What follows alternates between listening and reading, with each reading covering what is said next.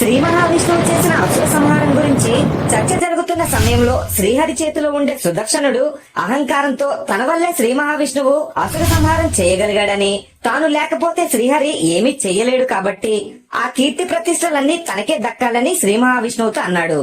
దాంతో ఆగ్రహించిన శ్రీ మహావిష్ణువు శక్తిహీనుడిపై భూమిపై మానవుడిగా జన్మించమని సుదర్శనుడిని శపించి కిందకి విసిరబోయాడు.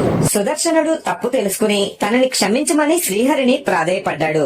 దాంతో శ్రీ మహావిష్ణువు శాంతించి సుదర్శనుడు భూమిపై కార్తవీర్యార్జునుడిగా చేతులు లేకుండా జన్మిస్తాడని, దత్తాత్రేయుడి అనుగ్రహంతో 1000 చేతుల్ని పొంది సుదర్శనుడు కోరుకున్నట్టే ఎన్నో కీర్తి ప్రతిష్టల్ని సంపాదిస్తాడని, ఆ కీర్తి ప్రతిష్టల వల్ల వచ్చిన గర్వంతో చెడు మార్గంలో వెళ్లిన సుదర్శనుడిని తాను పరశురామ అవతారం ఎత్తి గొడ్డలతో సంహరించాక సుదర్శనుడు తిరిగి వైకుంఠం చేరుకుంటాడని శ్రీ మహావిష్ణువు సుదర్శనుడికి శాప విమోచనాన్ని అనుగ్రహించాడు.